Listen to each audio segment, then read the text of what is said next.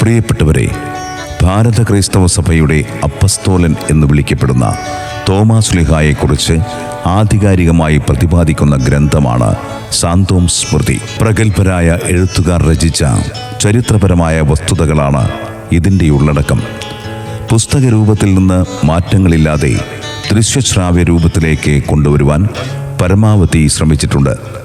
എഴുത്തുകളെല്ലാം ഒരേ ശബ്ദത്തിൽ കേൾക്കാൻ കഴിയുന്ന രീതിയാണ് അവലംബിച്ചിരിക്കുന്നത്. പരിമിതികൾക്കുള്ളിൽ നിന്ന് ചെയ്തിരിക്കുന്ന ഈ സംരംഭത്തിലെ സാങ്കേതിക പോരായ്മകളുണ്ടെങ്കിൽ സദയം ക്ഷമിക്കുമെന്ന് പ്രതീക്ഷിക്കുന്നു.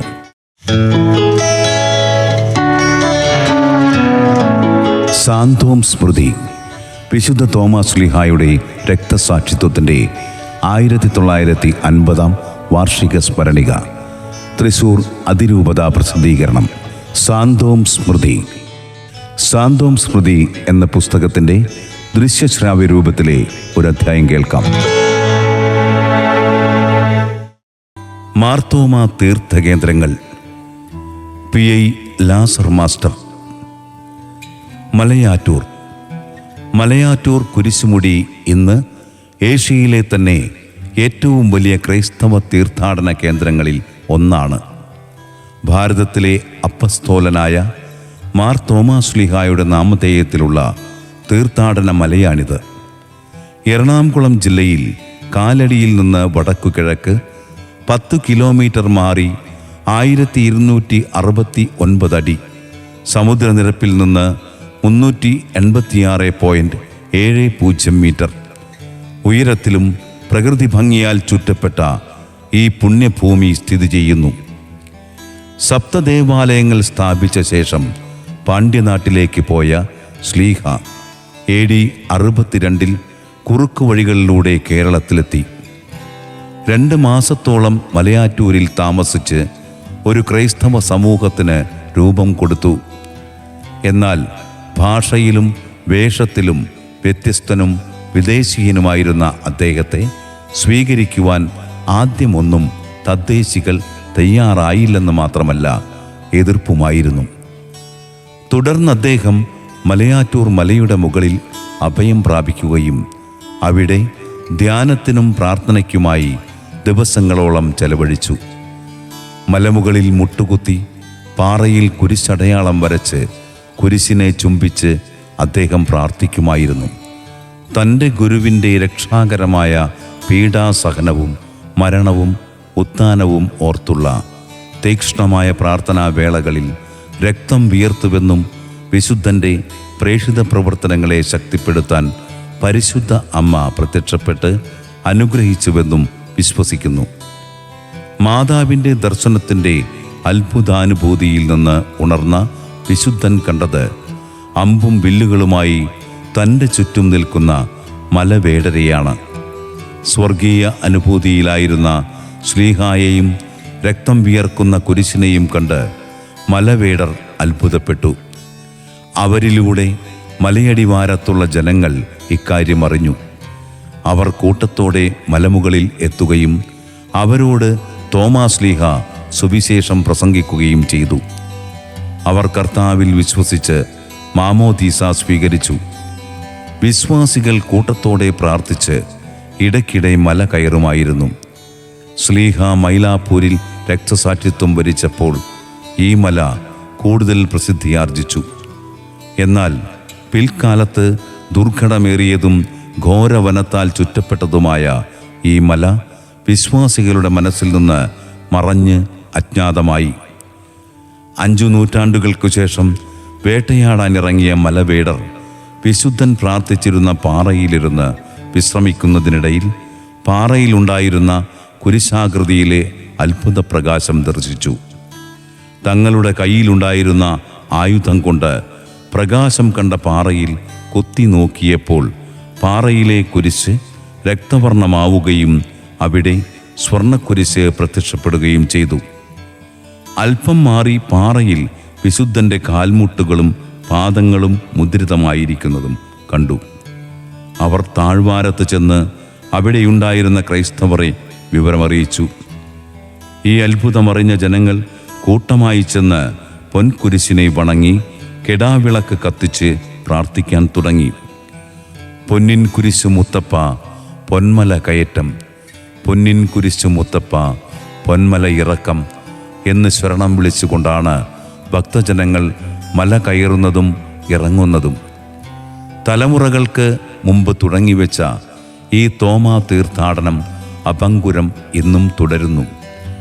ജനകോടികളാണ് ഈ മല ചവിട്ടിക്കയറി തങ്ങളുടെ വിശ്വാസവും പാരമ്പര്യവും ദൃഢപ്പെടുത്തിക്കൊണ്ടിരിക്കുന്നത്. കുരിശുമല.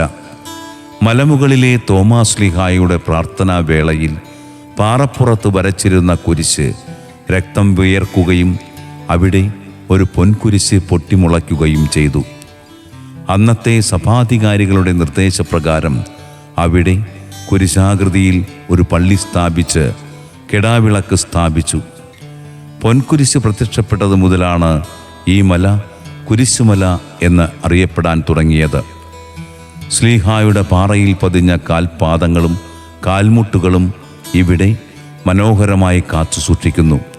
മലമുകളിലെ പ്രാർത്ഥനയ്ക്കിടയിൽ ദാഹിച്ചപ്പോൾ കയ്യിലെ വടികൊണ്ട് പാറച്ചെരുവിൽ കുത്തിയപ്പോൾ അത്ഭുതകരമായി ഉറവയുണ്ടാവുകയും ശ്ലീഹ ദാഹം ശമിപ്പിക്കുകയും ചെയ്തു.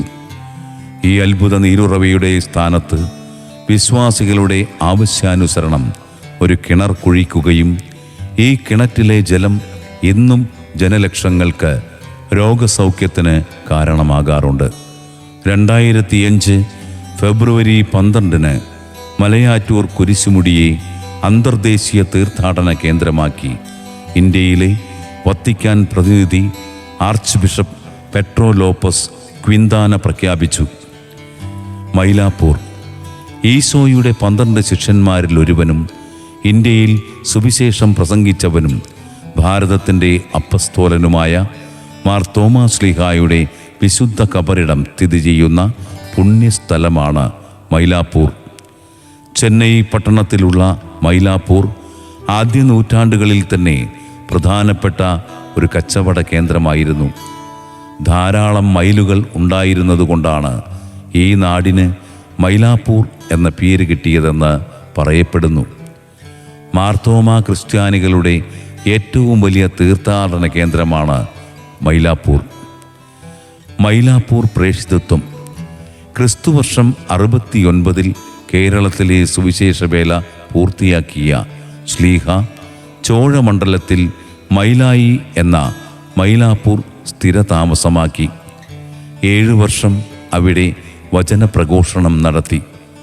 ഇന്നത്തെ ചെന്നൈ പട്ടണത്തിന് സമീപം മൈലാപ്പൂരിലെ ചിന്നമലയിലായിരുന്നു അദ്ദേഹത്തിൻ്റെ പ്രവർത്തന കേന്ദ്രം. ഇവിടെ ധാരാളം റോമാക്കാരും യഹൂദരും താമസിച്ചിരുന്നു. ഇവരുടെ ഇടയിൽ സുവിശേഷം പ്രഘോഷിക്കുന്നതിന് തൻ്റെ പ്രായവും വിജാതീയതയും ഹിന്ദുക്കളിൽ നിന്നുള്ള ഉപദ്രവവും തടസ്സമായിരുന്നു. എങ്കിലും തൻ്റെ ഗുരുവിനോടുള്ള സ്നേഹപാരമ്യത്തിൽ ശ്ലീഹ കാട്ടുപാതയിലൂടെ മറ്റു പ്രതികൂല സാഹചര്യങ്ങളെയും അതിജീവിച്ച് പ്രേക്ഷിത പ്രവർത്തനം നടത്തുകയും ധാരാളം അത്ഭുതങ്ങൾ പ്രവർത്തിക്കുകയും ചെയ്തു. അത്ഭുതങ്ങളുടെ ഐതിഹ്യങ്ങളിലൊന്ന് മൈലാപ്പൂർ കടൽക്കരയിൽ ഒരു കൂറ്റൻ തടി വന്നടിഞ്ഞു. ആ തടി വലിച്ചു കയറ്റുന്നതിനായി മൈലാപ്പൂർ രാജാവ് ആനയെയും മറ്റ് ഉപാസികളെയുമെല്ലാം ഉപയോഗിച്ചു. എന്നിട്ടും ഒരടി പോലും അനങ്ങിയില്ല. നിസ്സഹായരായി നിൽക്കുമ്പോൾ അതുവഴി വന്ന തോമാ ശ്ലീഹ അവരെയെല്ലാം അത്ഭുത സ്തബ്ധരാക്കിക്കൊണ്ട് ആ മരം കയറ്റുവാൻ സഹായിച്ചു. ആനയ്ക്ക് പോലും സാധിക്കാത്തത് തോമാ ശ്ലീഹായുടെ വാക്കുകൾക്ക് സാധ്യതമായെന്ന് ദർശിച്ച് അനേകർ തോമാ ശ്ലീഹായുടെ വിശ്വാസം സ്വീകരിച്ചു. ഈ അത്ഭുതത്തിന് സാക്ഷിയായ രാജാവ് ആ കൂറ്റൻ തടി തോമാ ശ്ലീഹായ്ക്ക് സമ്മാനമായി നൽകി. അതുപയോഗിച്ച് ഒരു ചെറിയ പ്രാർത്ഥനാലയം അദ്ദേഹം പണിയിക്കുകയും ചെയ്തു. ശ്ലീഹായുടെ രക്തസാക്ഷിത്വം. മൈലാപ്പൂരിലെ ചിന്നമല കേന്ദ്രീകരിച്ചുകൊണ്ട് സുവിശേഷം പ്രസംഗിച്ച തോമാ ശ്ലീഹായ്ക്ക് ശത്രുക്കൾ ധാരാളമുണ്ടായി. AD 72 മൈലാപ്പൂരിലെ സെയിൻറ്റ് തോമസ് മൗണ്ടിൽ പറങ്കിമലയിൽ വെച്ച് കുന്തത്താൽ കുത്തപ്പെട്ടാണ് തോമാ ശ്ലീഹ രക്തസാക്ഷിത്വം വരിച്ചത്. തോമാശ്ലീഹായുടെ രക്തസാക്ഷിത്വത്തെ വിവരിക്കുന്ന ചില വ്യത്യസ്ത പാരമ്പര്യങ്ങളുണ്ട്. പോർച്ചുഗീസ് ചരിത്രകാരനായ ബർബോസ തോമാശ്ലീഹായുടെ രക്തസാക്ഷിത്വത്തെപ്പറ്റി രേഖപ്പെടുത്തിയിരിക്കുന്നത് ഇങ്ങനെയാണ്: കൊല്ലത്തെ തദ്ദേശീയരുടെ പീഡനം കാരണം തോമാശ്ലീഹ മൈലാപ്പൂരിലേക്ക് പോയെന്നും അവിടെയും അദ്ദേഹത്തിന് ശക്തമായ എതിർപ്പുകളെ നേരിടേണ്ടി വന്നതിനാൽ മൈലാപ്പൂർ വനാന്തരങ്ങളിൽ അഭയം തേടിയെന്നും പറയപ്പെടുന്നു. ഒരു ദിവസം മയിൽ നായാട്ടിൽ ഏർപ്പെട്ടിരുന്ന വേടൻ ഈ പ്രദേശത്തെ പരന്ന പാറയിൽ ഒരു പറ്റം മയിലുകൾ ഇരിക്കുന്നത് കണ്ടു. മറ്റു മയിലുകളുടെ നടുവിലായിരുന്ന തലയെടുപ്പുള്ള മയിലിന് നേരെ അമ്പെയ്തപ്പോൾ മുറിവേറ്റ ആ മയിൽ ആകാശത്തേക്ക് പറന്നുയരുകയും പെട്ടെന്ന് അത് മനുഷ്യരൂപം പ്രാപിക്കുകയും ജീവനറ്റ് നിലം പതിക്കുകയും ചെയ്തു. ഈ അത്ഭുത സംഭവമറിഞ്ഞ് അവിടെ എത്തിയ പട്ടണത്തിലെ ഭരണാധികാരി മരിച്ചു കിടക്കുന്നത് തോമാശ്ലീഹായാണെന്ന് മനസ്സിലാക്കി. തോമാശ്ലീഹ ഇരുന്ന പാറയിൽ അവിടുത്തെ പാദമുദ്ര അത്ഭുതകരമായി അവശേഷിപ്പിച്ചിട്ടാണ് മരിച്ചത്. കേരളത്തിലെ പുരാതന ദേവാലയങ്ങളുടെ അൾത്താരയിലും മുഖവാരങ്ങളിലും മയിലുകളുടെ രൂപം കൊണ്ട് അലങ്കരിപ്പിച്ചിരിക്കുന്നത് ഈ ഐതിഹ്യങ്ങളുടെ അടിസ്ഥാനത്തിലാണ്. സെയിൻറ് തോമസ് മൗണ്ട് അഥവാ പെരിയമല ചിന്നമലയ്ക്ക് 3 കിലോമീറ്റർ തെക്ക് പടിഞ്ഞാറ് ചിന്നമലയിൽ നിന്നും 75 മീറ്റർ ഉയരത്തിൽ സ്ഥിതി ചെയ്യുന്ന സ്ഥലമാണ് പെരിയമല എന്നറിയപ്പെടുന്ന സെയിൻറ് തോമസ് മൗണ്ട്. പോർച്ചുഗീസുകാർ 16-ാം നൂറ്റാണ്ടിൽ പണിതീർത്ത ഈ ദേവാലയത്തിൽ എത്തിച്ചേരാൻ 132 പടികൾ കയറണം. രക്തം വിയർക്കുന്ന കുരിശ് എന്നറിയപ്പെടുന്ന പെരിയമലയിലെ കുരിശിന് മുന്നിൽ പ്രാർത്ഥിച്ചു കൊണ്ടിരിക്കുമ്പോഴാണ് ശ്ലീഹ കുന്തത്താൽ കുത്തപ്പെട്ടത്. ഈ ദേവാലയത്തിലെ ഏറ്റവും പുണ്യപ്പെട്ട തിരുശേഷിപ്പ് തോമാശ്ലീഹായുടെ കരങ്ങളാൽ തന്നെ പാറയിൽ കൊത്തപ്പെട്ട അൾത്താരയുടെ ഭിത്തിയിലുള്ള രക്തം വിയർക്കുന്ന കുരിശാണ്. ലിറ്റിൽ മൗണ്ട് അഥവാ ചിന്നമല. ചിന്നമലയെന്ന ലിറ്റിൽ മൗണ്ട് പേര് സൂചിപ്പിക്കുന്നത് പോലെ സമുദ്രനിരപ്പിൽ നിന്നും 80 അടി പൊക്കമുള്ള ഒരു കുന്നാണ്. ശത്രുക്കളുടെ ആക്രമണങ്ങളിൽ നിന്ന് അഭയം തേടുന്നതിനു വേണ്ടി തോമാശ്ലീഹ ഇപ്പോഴത്തെ സെയിൻറ് തോമസ് ബസിലിക്കയിൽ നിന്ന് 4 മൈൽ ദൂരത്തുള്ള ചിന്നമലയിലെ ആ ഗുഹ കണ്ടെത്തി. ഈ ഗുഹയ്ക്ക് 16 അടി നീളവും 15 അടി വീതിയും 7 അടിയോളം ഉയരവുമുണ്ട്. ഈ ഗുഹയിൽ താമസിപ്പിച്ചുകൊണ്ട് തൻ്റെ പ്രേക്ഷിത പ്രവർത്തനം നടത്തി. ചിന്നമലയിൽ പ്രസിദ്ധമായ ഒരു ക്ഷേത്രമുണ്ടായിരുന്നു. ഈ ക്ഷേത്രത്തിലെ വിഗ്രഹത്തെ ഉത്സവ ദിനത്തിൽ ആ വഴിക്ക് കടന്നു പോകുന്നവരെല്ലാം വന്ദിക്കുന്ന ഒരു പതിവുണ്ടായിരുന്നു. മിണ്ടാതെ പോകുന്നവരെയെല്ലാം വിഗ്രഹം ഉറഞ്ഞുതുള്ളി ആക്രമിക്കുമെന്നും ഞെരിച്ച് ചോര കുടിക്കുമെന്നും അവർ വിശ്വസിച്ചിരുന്നു. ശ്ലീഹ അതിന് തയ്യാറായില്ല എന്നു മാത്രമല്ല, ഈ പൂജ നിഷിദ്ധമാണെന്ന് കാണിക്കാൻ കാട്ടുതീയാൽ ക്ഷേത്രമാകെ വെന്തുവെണ്ണീറാകുമെന്ന് പറയുകയും ചെയ്തു. അവർ വെല്ലുവിളിച്ചപ്പോൾ ശ്ലീഹ കരമുയർത്തി കുരിശാകൃതിയിൽ വരച്ചു. കാട്ടുതീ വലിയൊരു ഇരമ്പലായി എത്തിച്ചേരുകയും ക്ഷേത്രം കത്തി നശിക്കുകയും ജനം ഭയന്നു വിറയ്ക്കുകയും ചെയ്തു. തുടർന്ന് ക്ഷേത്രത്തിലെ പുരോഹിതർ തോമായെ ശത്രുവായി കണ്ട് ഞങ്ങളുടെ വിശ്വാസത്തെ ദ്രോഹിച്ച ശ്ലീഹായെ വധിക്കാൻ തീരുമാനിച്ചു. ചിന്നമലയിലെ ഗുഹയിൽ ധ്യാനിച്ചിരുന്ന ശ്ലീഹായെ കുപിതനായ പുരോഹിതൻ പുറകിൽ നിന്ന് ശൂലം കൊണ്ട് കുത്തി. മുറിവേറ്റ ഉടനെ വിശുദ്ധൻ മുട്ടുകുത്തി പ്രാർത്ഥനാ നിരതനായപ്പോൾ കാൽമുട്ടിൻ്റെ അടയാളവും അതോടൊപ്പം കാൽപാദ പാടുകളും അവിടെ പതിഞ്ഞു. തുടർന്ന് ഇഴഞ്ഞു നീങ്ങി ഗുഹയിൽ നിന്ന് പുറത്തു വരികയും തൊട്ടടുത്ത പള്ളിയിലെ കൽക്കുരിശിൽ കെട്ടിപ്പിടിച്ച് പ്രാർത്ഥിച്ചുകൊണ്ട് മരിക്കുകയും ചെയ്തു. ഈ കുരിശിൻ്റെ പുറകിൽ ഒരിക്കലും വറ്റാത്ത ഒരു ഉറവയുണ്ട്. മരണം സംഭവിച്ചത് AD 72 ജൂൺ 3-ാം തീയതിയിലായിരുന്നു. എല്ലാ വർഷവും ജൂലൈ 3-ാം തീയതി മാർത്തോമാ ശ്ലീഹായുടെ ദുക്രാന അഥവാ ശൂലം കൊണ്ട് കുത്തിയ ദിനമായി ആചരിക്കുന്നു. ശ്ലീഹായെ കുത്തിയ ശൂലത്തിൻ്റെ അഗ്രം ഒരു ഗ്രാനൈറ്റ് സ്തംഭത്തിൽ ചില്ലിട്ട് സൂക്ഷിച്ചിട്ടുണ്ട്. പിന്നീട് അത് ഗോവയിലേക്ക് കൊണ്ടുപോയി. ഇന്ന് ഈ സ്തംഭം ഗോവയിലുള്ള ആർക്കിയോളജിക്കൽ സർവേ ഓഫ് ഇന്ത്യൻ മ്യൂസിയത്തിൽ സൂക്ഷിച്ചിട്ടുണ്ട്. തോമാ ശ്ലീഹായുടെ മൃതദേഹം ശ്ലീഹാ തന്നെ പണികഴിപ്പിച്ച മൈലാപ്പൂരിലെ ദേവാലയത്തിലെ അടിപ്പള്ളിയിൽ ഭൂഗർഭ ദൈവാലയത്തിൽ യഹൂദ രീതിയിൽ മനോഹരമായി നിർമ്മിച്ച കല്ലറയിൽ ശിഷ്യഗണങ്ങളുടെ പ്രാർത്ഥനാ ഗീതാലാപനത്തോടെ സംസ്കരിച്ചു. സെയിൻറ്റ് തോമസ് കത്തീഡ്രൽ ഭാരതത്തിൻ്റെ അപ്പസ്തോലനായ വിശുദ്ധ തോമാ ശ്ലീഹായുടെ കബറിടത്തിന് മുകളിൽ നിർമ്മിച്ച ദൈവാലയമാണ് തമിഴ്നാട്ടിലെ മൈലാപ്പൂരിലുള്ള സെയിൻറ്റ് തോമസ് ബസിലിക്ക. കത്തോലിക്ക സഭ ഔദ്യോഗികമായി 2006 ഫെബ്രുവരി 11 ഈ ദേവാലയത്തെ ദേശീയ തീർത്ഥാടന കേന്ദ്രമായി ഉയർത്തി. ചരിത്രം: ക്രിസ്തുവർഷം 69 മൈലാപ്പൂരിലെത്തി തൻ്റെ പ്രേക്ഷിത ദൗത്യം ആരംഭിക്കുകയും ഒരു ചെറിയ പള്ളി സ്ഥാപിക്കുകയും ചെയ്തു. പോർച്ചുഗീസുകാർ 1523 മൈലാപ്പൂരിലെത്തിയപ്പോൾ ഈ ദേവാലയം പുനർനിർമ്മിക്കപ്പെട്ടു. 1740 ബ്രിട്ടീഷുകാർ ഈ ദേവാലയത്തിൻ്റെ ചുമതല ഏറ്റെടുത്തു. 1893 ബ്രിട്ടീഷുകാർ ഇത് പുതുക്കി പണിയുകയും ഇതിന് കത്തീഡ്രൽ പദവി ലഭിക്കുകയും ചെയ്തു. ബ്രിട്ടീഷ് നിർമ്മാണ വൈദഗ്ധ്യമാണ് ഇന്ന് നമ്മൾ കാണുന്ന സെയിൻറ്റ് തോമസ് ബസിലിക്ക. വളരെ മനോഹരമായ ഗോത്തിക് വൈശിഷ്ട്യങ്ങളോടുകൂടിയ സ്തൂപങ്ങളാൽ മനോഹരമായ ഈ ദേവാലയം ഒരു സംസ്കാരത്തിൻ്റെയും കാലഘട്ടത്തിൻ്റെയും വലിയ പൈതൃകമാണ് വിളിച്ചോതുന്നത്.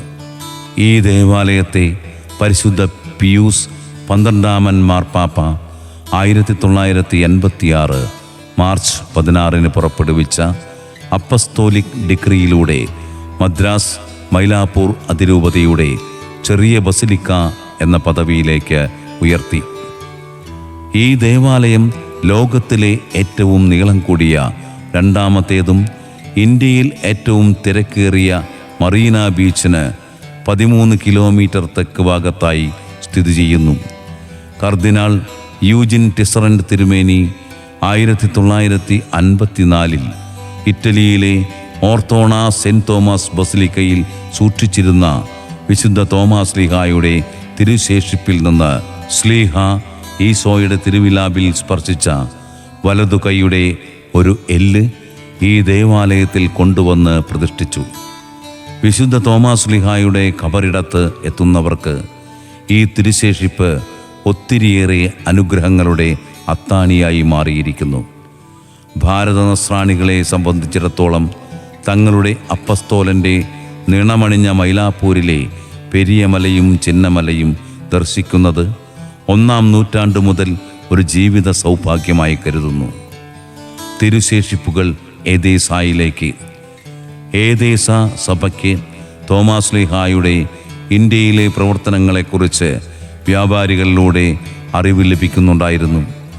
മാർ തോമാ ശ്ലീഹായെയാണ് ഏദേസ സഭ പിതാവായി വണങ്ങുന്നത്.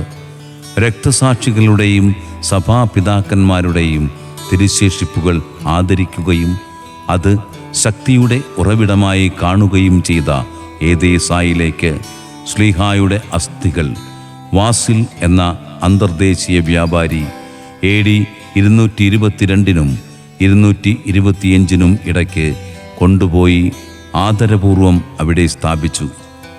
1141 തുർക്കികൾ ഏഷ്യ മൈനർ പിടിച്ചടക്കിയപ്പോൾ തിരുശേഷിപ്പുകളുടെ സുരക്ഷയ്ക്കായി ഏദേസായിൽ നിന്നും മെഡിറ്ററേനിയൻ പ്രദേശത്തുള്ള ക്വിയോസ് ദ്വീപിലേക്ക് മാറ്റപ്പെട്ടു. അവസാനമായി ഇപ്പോൾ തിരുശേഷിപ്പ് ഇറ്റലിയുടെ കിഴക്കേ തീരത്തുള്ള ഓർത്തോണ സെയിൻറ്റ് തോമസ് ബസിലിക്കായുടെ ഭൂഗർഭ കല്ലറയിൽ സൂക്ഷിക്കപ്പെടുന്നു. റോമിൽ നിന്ന് 195 മൈൽ ദൂരെയാണ് ഓർത്തോണ. സാന്തോം സ്മൃതി. സാന്തോം സ്മൃതിയുടെ ദൃശ്യശ്രാവ്യ രൂപത്തിലെ ഒരു ലേഖനമാണ് നിങ്ങളിപ്പോൾ കേട്ടത്. തുടർന്ന് കേൾക്കുവാനും കാണുവാനും യൂട്യൂബ് സന്ദർശിക്കുക. പുസ്തകരൂപം തയ്യാറാക്കിയിരിക്കുന്നത് patron Mar Andrews Thazhath, archbishop of Thrissur.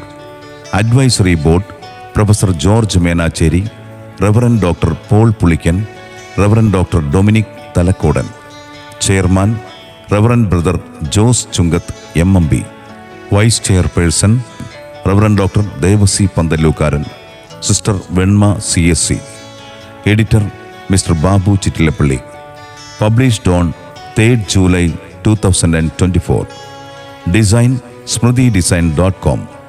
Printing Anasura offset, Kochi. Published by Catholic archbishop's house, east fort, Thrissur, Kerala. പുസ്തകത്തിൻ്റെ ദൃശ്യ ശ്രാവ്യരൂപം തയ്യാറാക്കിയിരിക്കുന്നത് ദൃശ്യശ്രാവ്യ സംവിധാനം Babu Chittilappally. Studio hello radio Thrissur. Audio designer Paul G. Editing and visual making Sooraj Raj.